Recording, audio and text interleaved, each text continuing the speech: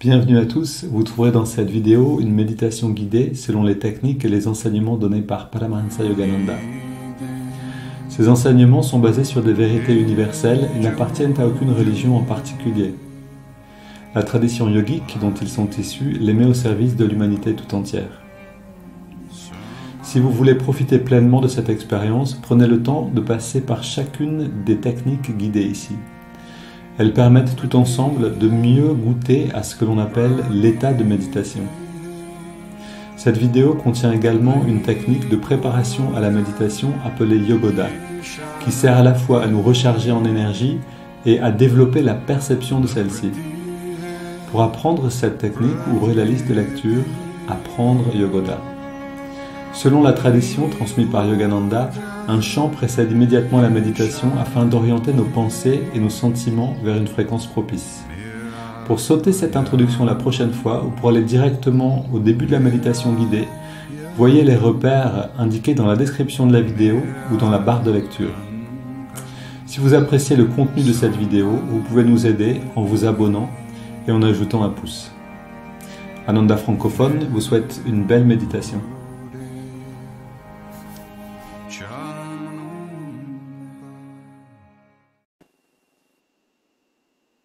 Pour tous ceux qui sont intéressés par les enseignements de Yogananda, sachez que on commence donc la semaine qui vient le premier module du cours Chemin vers le Kriya. Donc en particulier pour ceux qui souhaitent apprendre à méditer avec cette technique simple et efficace pour s'intérioriser que nous a donné Yogananda, qui veulent comprendre de le processus de l'intériorisation et de la méditation et de la concentration. Bienvenue dans ce cours. Un webinaire d'introduction le 19 septembre à 20 h qui est ouvert à tout le monde, qui est gratuit, et ensuite le début du cours le 23 septembre. Voilà, les descriptions l'information dans la description de la vidéo. Deuxième annonce, si vous êtes intéressé par Yogananda et ses enseignements, donc on propose un festival qui aura lieu du 18 au 20 octobre dans un mois cette année, et donc qui va rassembler, alors on aura une enseignante qui viendra, qui est connue ici déjà dans le monde, c'est Nayaswami Asha Nayaswami, qui est très connue pour sa chaîne YouTube et qui a vécu plus de 40 ans avec un disciple direct de Yogananda qui est très clair dans sa transmission, et bien d'autres choses encore. Pareil, des informations dans la description de la vidéo. Et maintenant, on commence avec un texte que j'ai trouvé récemment et que je me réjouis de vous lire. Donc on connaît pas forcément cet aspect-là des enseignements de Yogananda, qui est pourtant très très pratique. Je lis ce texte qui s'appelle « Que se passe-t-il 10 minutes après la mort ?» Voilà quelque chose qui nous intéresse a priori tous, puisqu'on va tous passer par là. Lorsqu'une personne ordinaire meurt, tout son corps est généralement paralysé. Tout comme une partie de ton corps peut parfois s'endormir. Lorsque ton pied s'endort, tu le vois, tu sais qu'il t'appartient, mais tu ne peux ni le bouger, ni l'utiliser. Ainsi, à l'approche de la mort, la plupart des gens ressentent une paralysie totale, ou un état d'endormissement de tout le corps. Les membres, les muscles et même les organes internes, y compris le cœur, les poumons et le diaphragme. Au début, le mourant est conscient que ses muscles et ses membres s'endorment lentement. Lorsque le cœur commence à s'engourdir, il éprouve un sentiment d'étouffement, car sans l'action du cœur, les poumons ne peuvent pas fonctionner. Cette sensation est un peu douloureuse pendant 1 à 3 secondes et provoque une certaine peur de la mort. Comme les âmes se réincarnent plusieurs fois et qu'elles doivent nécessairement faire l'expérience de la mort en passant d'un vieux corps à celui d'un petit enfant, elles gardent le souvenir de cette sensation désagréable, de cette douleur au moment de la mort. Ce souvenir de la douleur provoque la peur de la mort.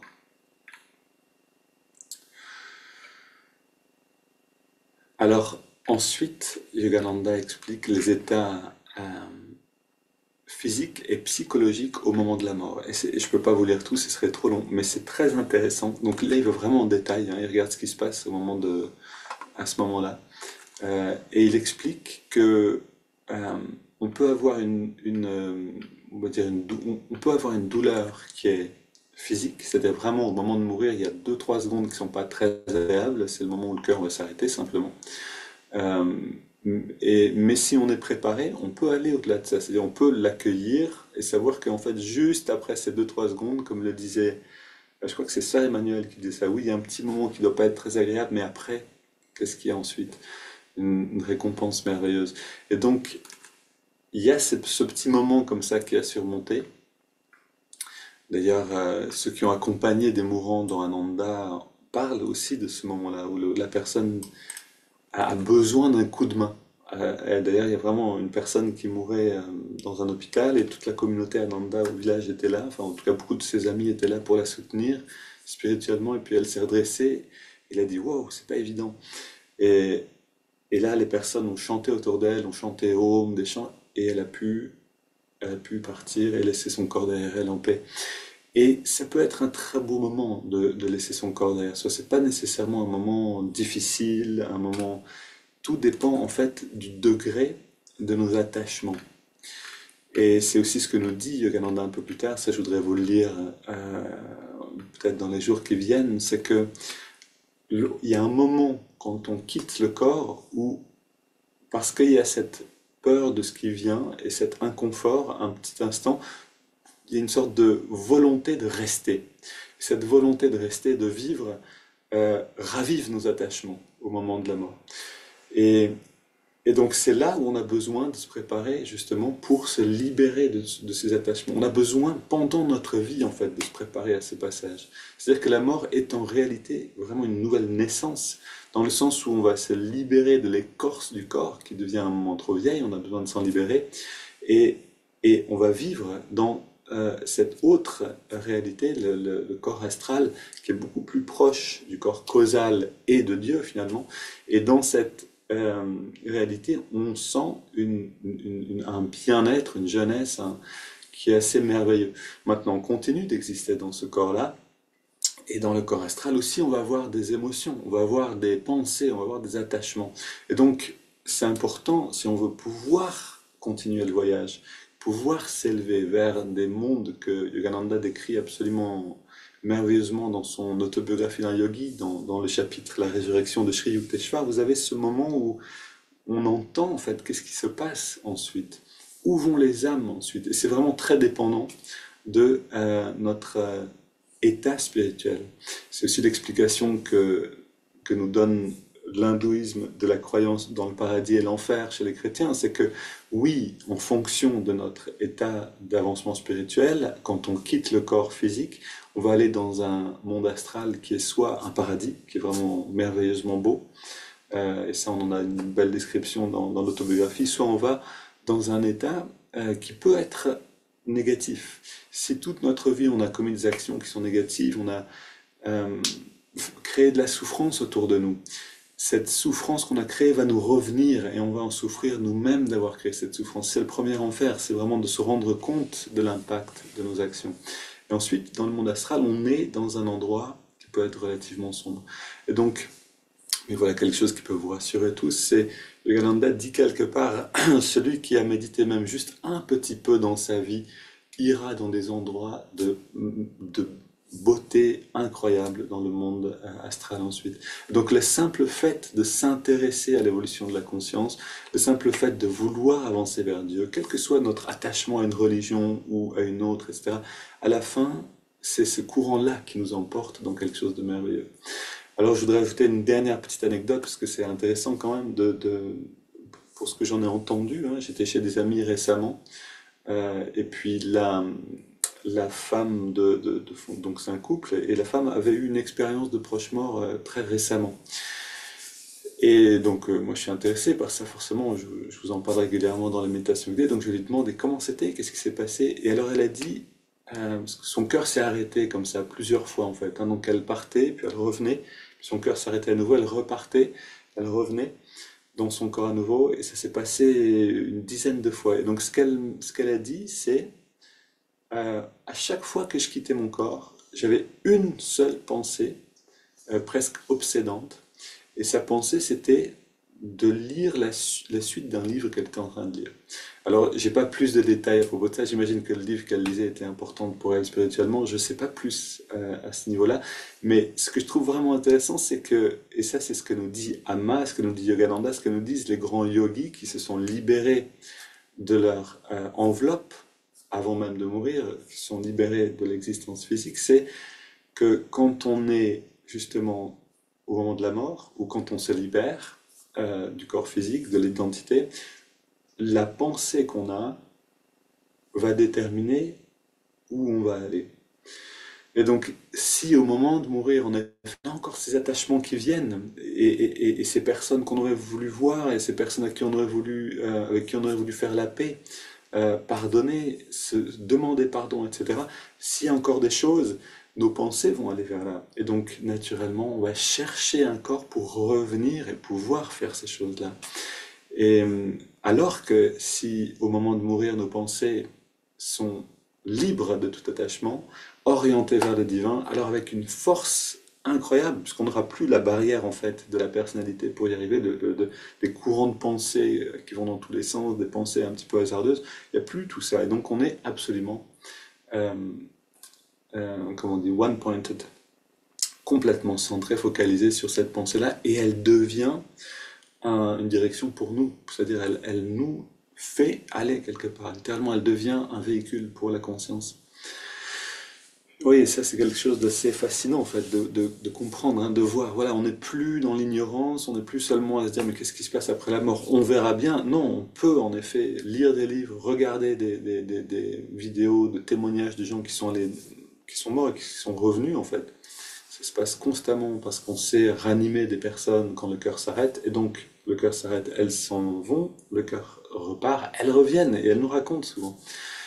Et ici, Yogananda va expliquer un peu plus pour aussi nous prévenir qu'est-ce qu'on a besoin de faire. Et donc ça, je vous le dirai dans les prochains jours. Qu'est-ce qu'on a besoin de faire? On va commencer maintenant à le faire, c'est-à-dire on a besoin de pratiquer, on a besoin de calmer cette vie intérieure et petit à petit d'en devenir tout à fait conscient pour, dès la vie, vivre libre, libre dans notre corps, dans nos corps. Ok, c'est parti, on se lève et on pratique. Et on ouvre une fenêtre pour un petit peu d'oxygène, un petit peu d'énergie en plus, et c'est parti. Ô Esprit infini, recharge notre corps avec ton énergie cosmique, notre mental avec ta concentration et ta détermination, notre esprit avec ta sagesse et notre âme avec ta joie toujours nouvelle. Éternelle jeunesse du corps et de l'esprit, demeure en nous pour ce jour. Et on va se concentrer aujourd'hui sur l'intensité. Donc les bras devant, on inspire, on écarte les bras, on contracte les muscles et on prend note de l'intensité de la contraction des muscles. On augmente cette intensité légèrement à chaque répétition, sans se faire mal.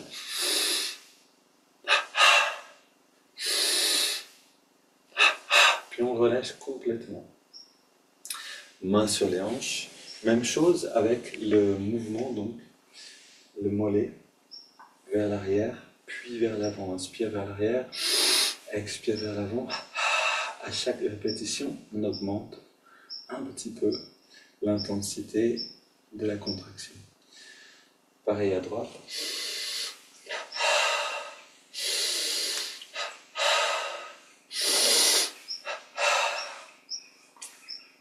Cheville. Et l'avant-bras et le mollet gauche, les grands muscles de la jambe.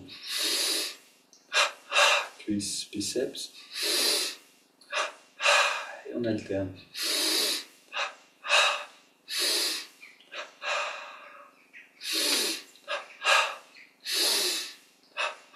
On change de côté.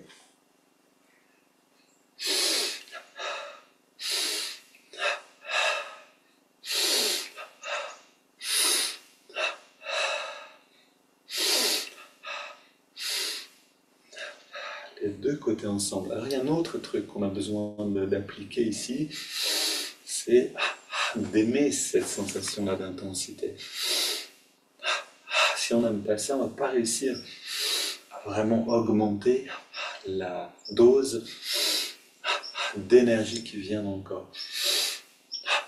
Mais si on trouve cette sensation absolument rafraîchissante, énergisante, comment dire, dynamisante, alors oui, ça va devenir facile de travailler avec plus d'intensité.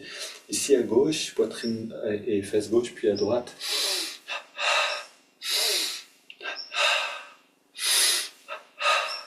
C'est vraiment comme rentrer dans un bain froid. Vous savez, quand on n'aime pas l'eau froide et qu'on est devant une rivière et qu'il fait froid et qu'il faut rentrer dans l'eau froide, on n'a pas envie, et le fait de ne pas avoir envie, et ben, ça fait qu'on va simplement pas le faire.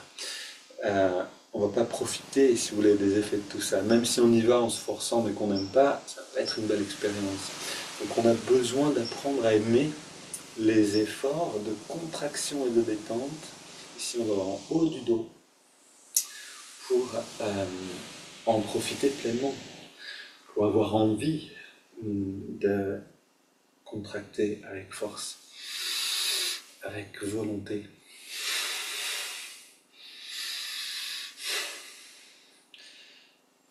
Le cou tout entier, à gauche et à droite.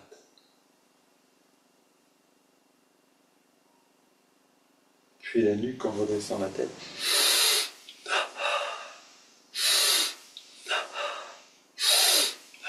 Le cou, petit cercle. Et grand cercle, cou détendu.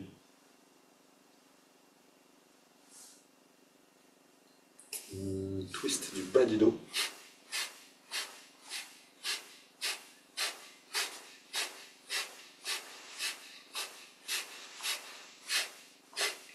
Main sur les hanches, légèrement écartées.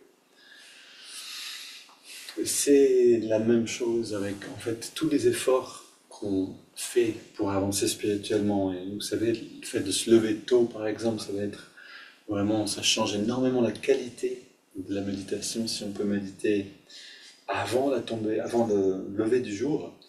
Et c'est quelque chose, voilà, si on n'a pas envie de se lever tôt et qu'on se lève tôt un peu par erreur, ben on va passer une mauvaise journée, ça va nous mettre de mauvaise humeur. Alors que si on a envie de se lever tôt, parce qu'on sait ce qu'on gagne et qu'on le fait, ça va nous réjouir. Donc on apprend en fait à se réjouir des efforts. Et on a besoin de commencer là où on est maintenant. On augmente juste un petit peu l'intensité, un petit peu chaque jour. Ok, on tapote sur la tête.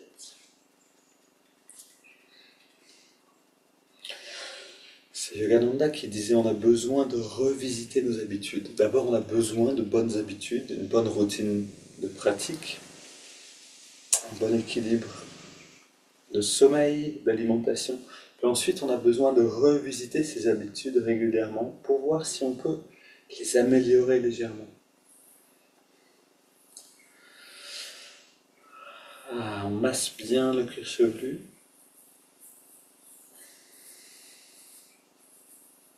Puis on ouvre le passage de l'énergie dans la nuque.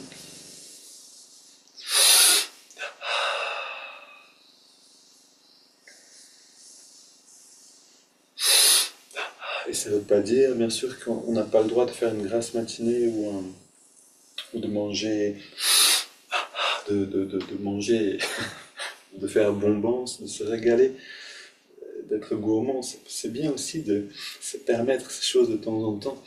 Si on veut penser, pouvoir garder l'enthousiasme, on a besoin d'un équilibre, bien sûr. On contracte tous les muscles. Et encore.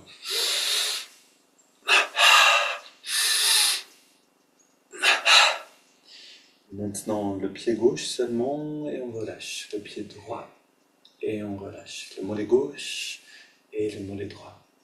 La cuisse gauche, la cuisse droite, la fesse gauche, la fesse droite. Bas du ventre, haut du ventre. Avant-bras gauche, avant-bras droit. Biceps, gauche-droite, poitrine, pareil. Et le cou, toutes les directions.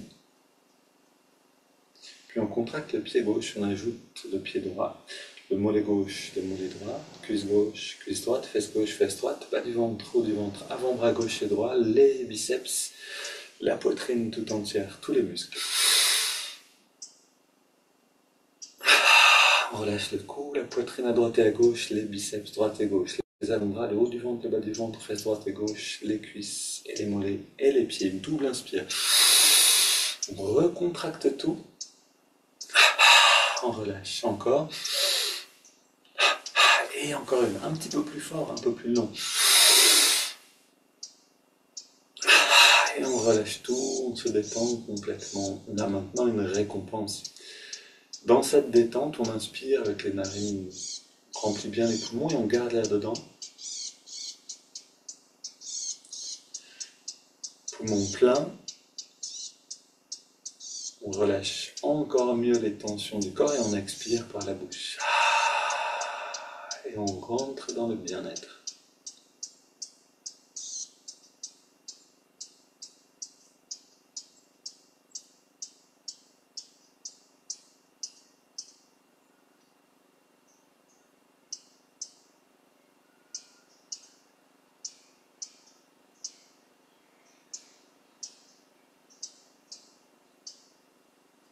Voilà, et si vous sentez que vous aurez envie de rester encore et encore et encore, c'est un bon signe.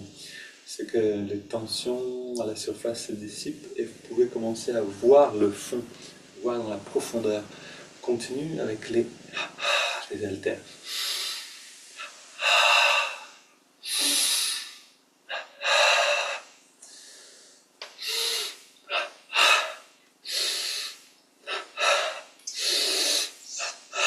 Latéral. Et vous voyez en fait cette vision intérieure qu'on développe en relâchant toute tension, comme on vient de le faire tout à l'heure et comme on va le faire à la fin encore une fois. Cette vision-là, en fait cette perception-là, c'est ce qui nous donne accès à l'intuition. L'intuition, c'est une manière de percevoir qui est libre des 5 sens, qui est, on pourrait dire, avant l'utilisation des sens.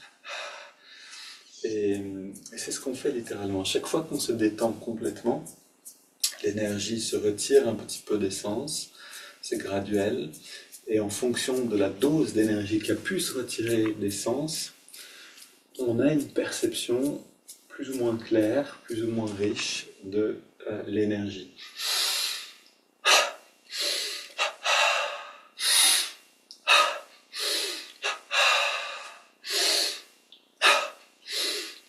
Ok, on soulève avec le bras gauche et droit.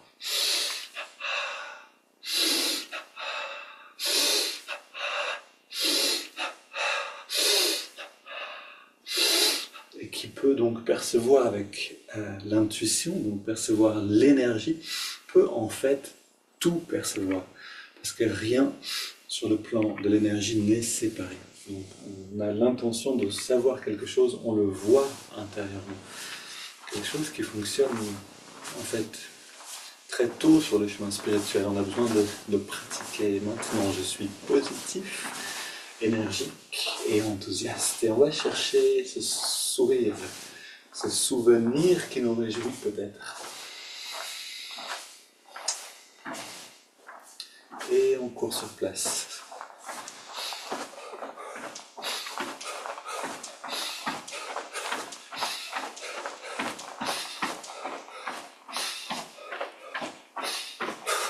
Pied gauche devant. Et pied droit.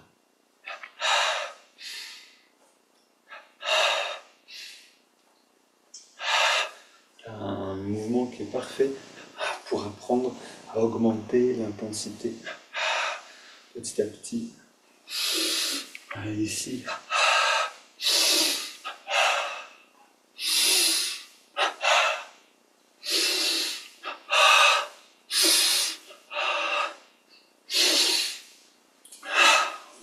On inspire, on expire, on vide les poumons et on fait rentrer le ventre le plus possible.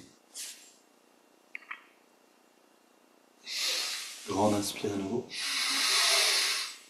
Expire. On fait rentrer et sortir le ventre dans les deux sens au maximum.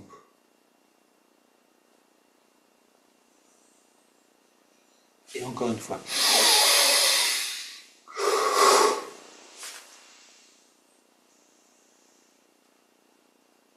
Et on se redresse.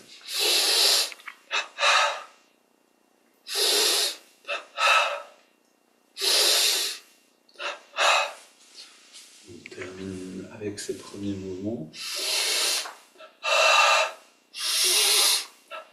Une intensité multipliée par 2.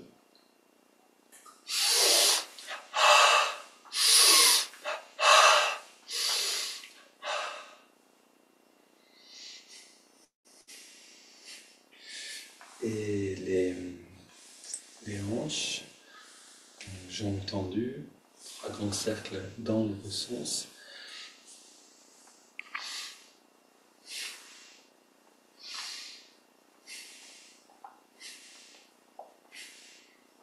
Deux pieds sur le sol, deux bras vers l'avant. Et là, on est très détendu déjà. On reste détendu. On inspire, les mains reviennent vers la poitrine.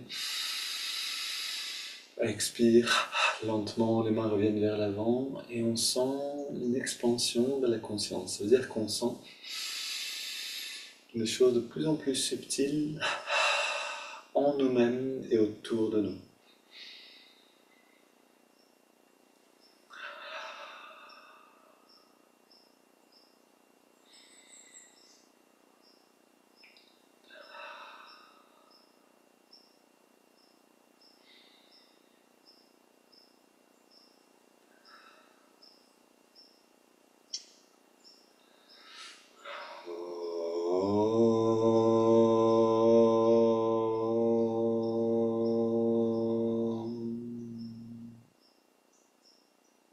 Vous pouvez voir ce Om comme une offrande, un rayonnement sonore pour offrir au monde le bien-être qui est le nôtre. On relâche tout, les yeux fermés, et là on va un petit peu explorer justement ce qu'on peut ressentir maintenant.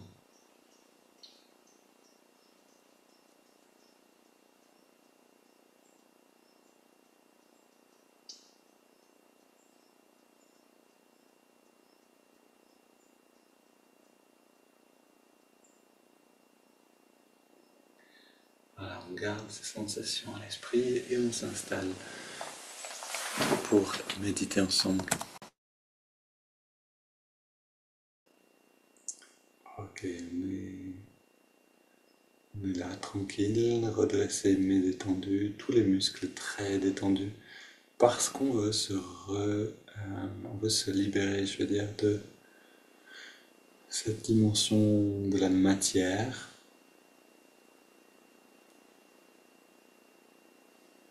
Et que les tensions, c'est de l'énergie qui est captive de la matière, c'est de l'énergie qui est attrapée dans les muscles. On a besoin de tout bien relâcher.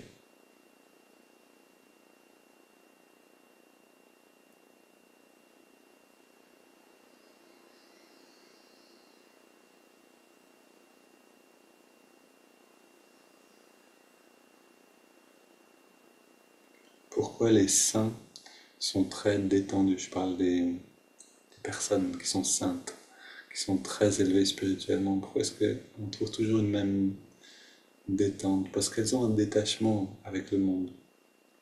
Donc la conscience, l'énergie n'est pas captive de la matière dans les muscles.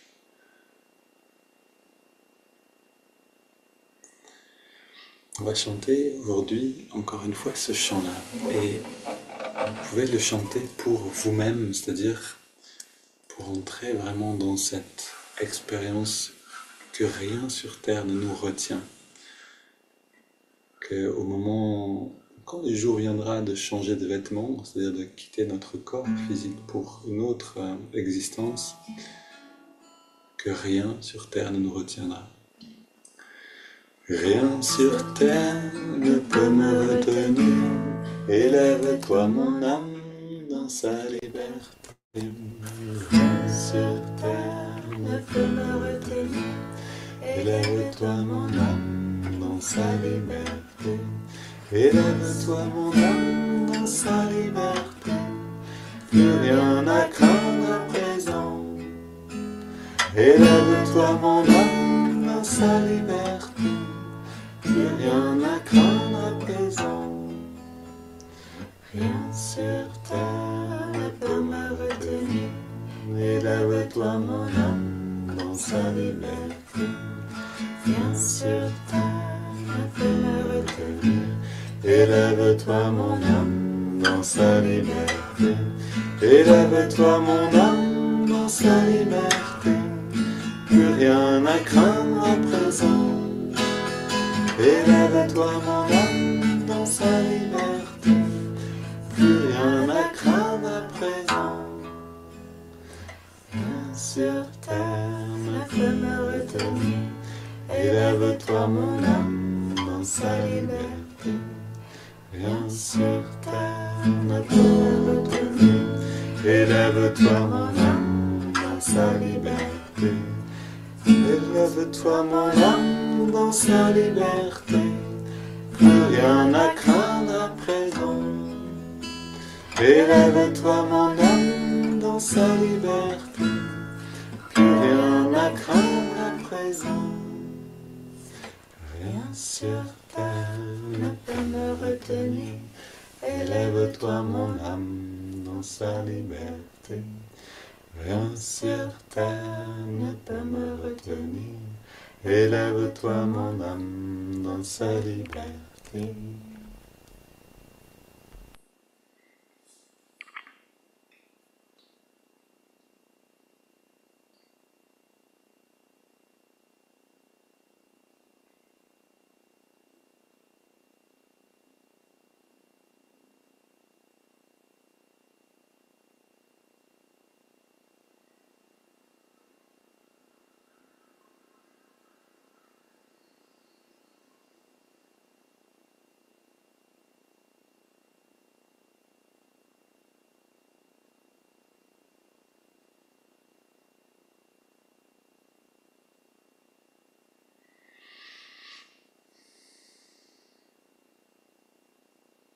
Et ressentons ou pressentons cette réalité-là de notre liberté innée, la liberté de l'âme.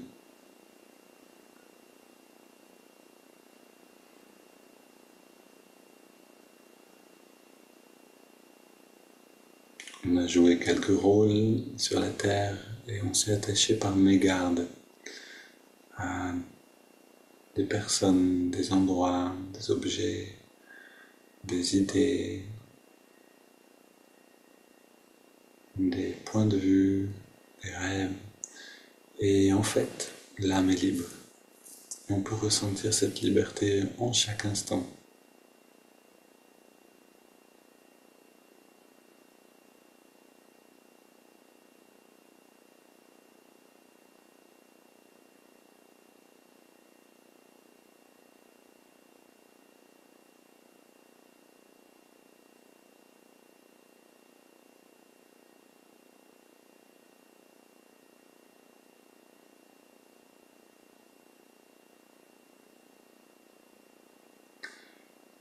Dans ce sentiment, on respire profondément.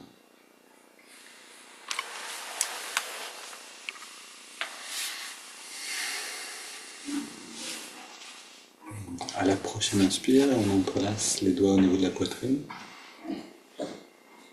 Expire, les mains viennent vers l'avant, on arrondit le dos. Inspire, on étire vers les ciels. Expire, on se penche vers la gauche. Inspire au centre. Expire vers la droite.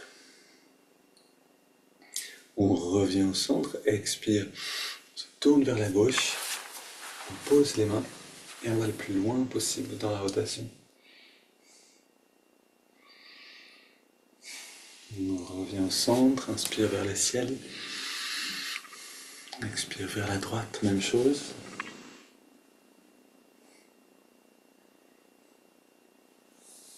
Et on revient au centre. On pose les mains derrière, on se penche vers l'arrière. On respire 2-3 fois profondément.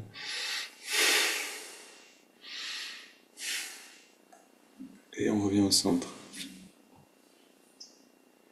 Voilà, chaque jour, on répète les mêmes mouvements, en tout cas certaines choses exactement de la même manière. C'est aussi pour apprendre à se sentir libre intérieurement malgré une répétition extérieure, quelque chose de très précieux. Si on peut entrer dans cette répétition avec une forme de liberté à l'intérieur. On respire maintenant 20 à 25 fois profondément.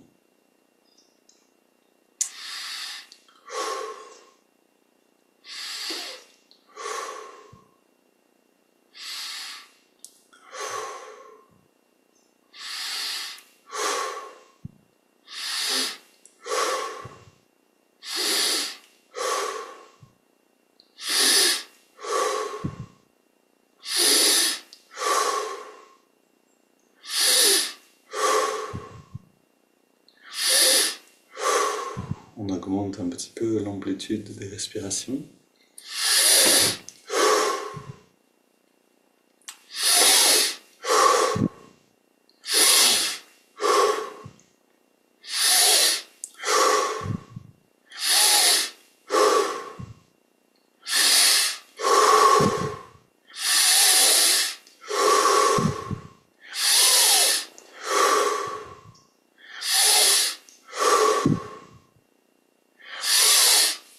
Cinq dernières.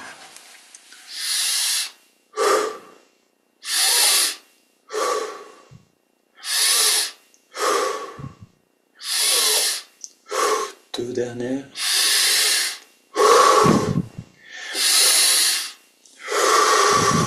Puis on inspire lentement par les narines et on garde l'air dedans. On remplit bien les poumons.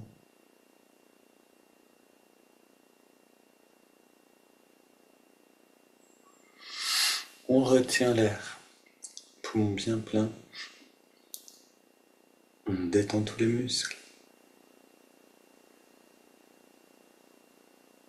Puis on laisse l'air sortir sans faire aucun effort. Et on arrête de respirer. On relâche tout. On relâche même le ventre.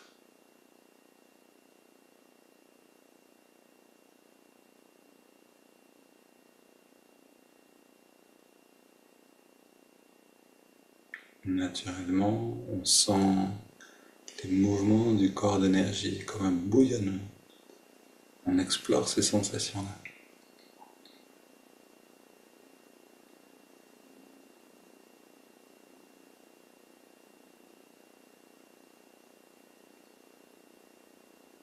On inspire à nouveau. On remplit bien. On garde l'air dedans. On rentre le ventre. On contracte le périnée. On redresse le regard. Et on actionne un petit peu les abdos, les muscles des abdominaux. On relâche tout et on expire.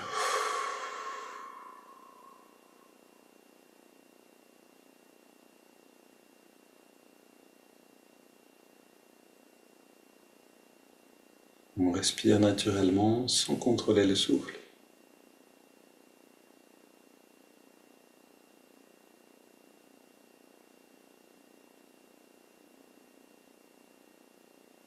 Et on est déjà dans un avant-goût de la liberté, de la conscience. On peut sentir, on peut percevoir d'autres choses. Et la liberté de l'âme, c'est de pouvoir choisir complètement, librement et consciemment ce qu'elle décide de percevoir. On peut s'intérioriser complètement, se réfugier, on pourrait dire, du monde matériel. On peut même se réfugier du monde astral. Et enfin du monde causal, c'est-à-dire du monde des pensées, des idées, des intentions. Si on peut se réfugier de tout ça, alors on est dans notre conscience source. Mais on apprend maintenant à se réfugier de la matière. On prend une double inspire. On contracte tous les muscles en serrant les poings. Expire, on relâche. On libère la conscience et l'énergie. Encore une fois. Et encore.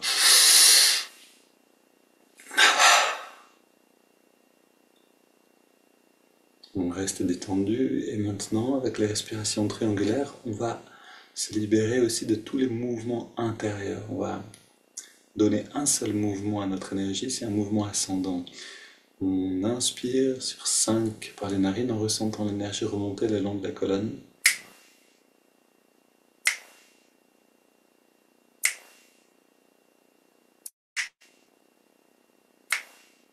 On garde l'air dedans et on concentre toute l'attention à la jonction des sourcils pour y attirer toute l'énergie. Puis on expire. On sent cette conscience comme une lumière qui se répand en nous et qui éclaire au-dedans comme au dehors. On inspire à nouveau.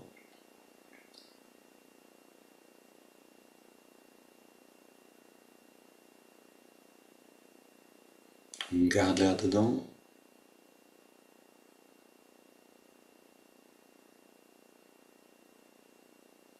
Expire.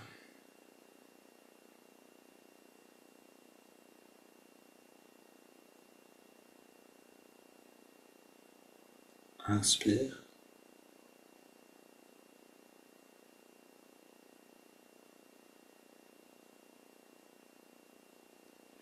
On retient le souffle.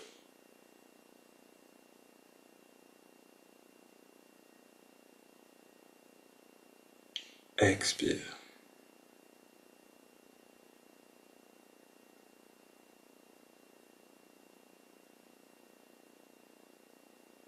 Inspire, ressentons chaque partie de la colonne.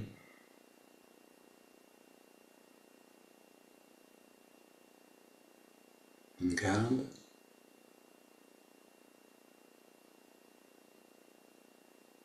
Expire.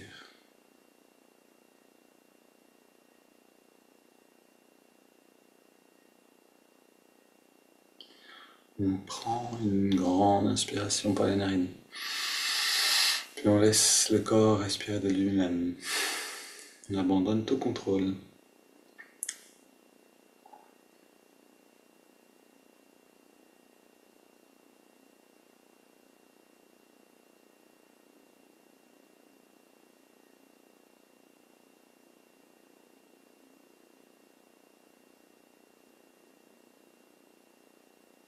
Pour ceux qui méditent régulièrement depuis un certain temps, ce moment-là, si vous cultivez l'habitude de vous détendre complètement et de ne plus rien bouger, vous allez pouvoir entrer en quelques secondes, en fait, en un rien de temps à volonté dans les perceptions intérieures, c'est-à-dire atteindre le retrait des sens.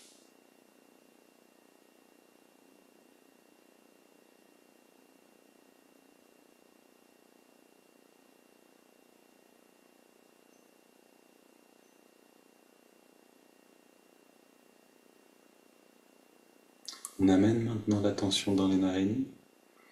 On ressent la fraîcheur de l'inspire à l'endroit où on sent l'air le mieux.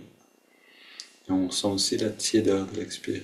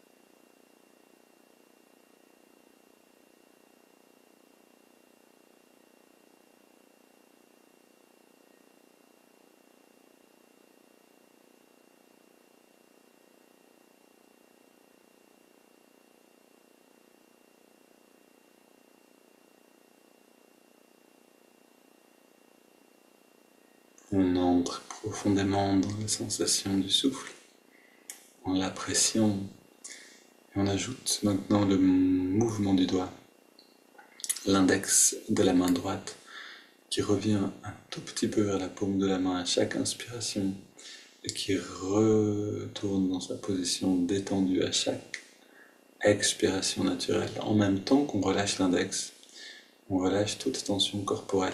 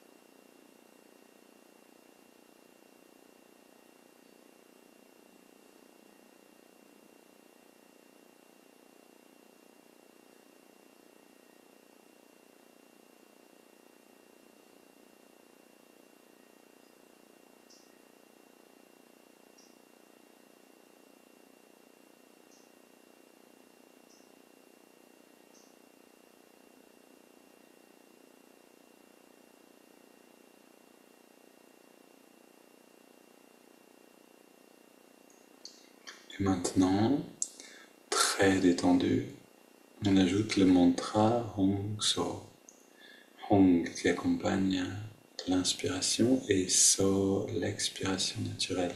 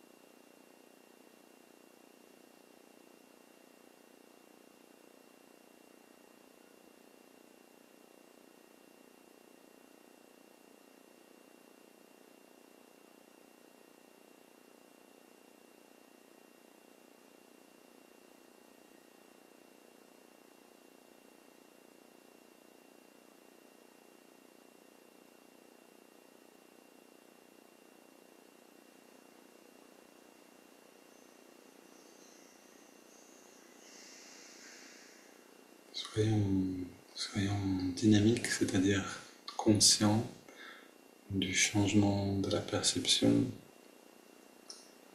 pendant qu'on avance avec ces trois techniques.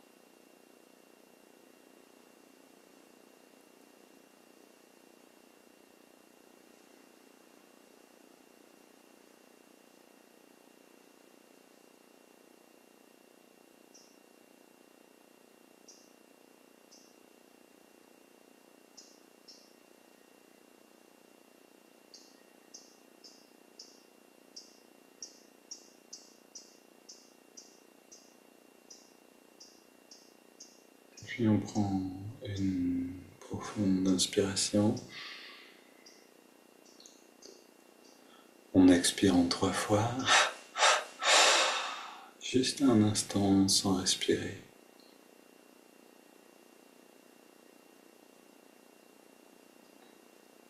Puis on laisse le corps reprendre, respirer de lui-même. On abandonne mouvement du doigt, mantra, observation du souffle. On abandonne toute technique. On tente de sentir.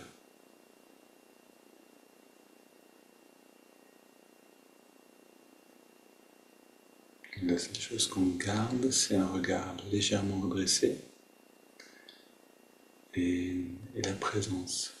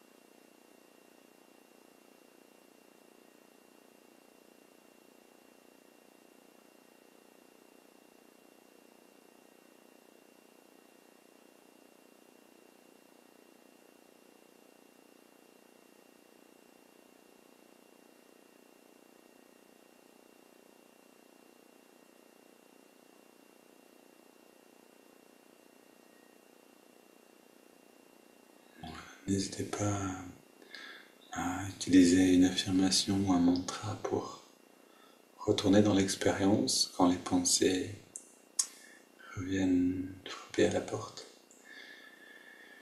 Et à prolonger ce moment d'expansion de l'état de méditation aussi longtemps que vous le sentez agréable. Je vous souhaite une belle journée à tous, un bon week-end et on se retrouve lundi.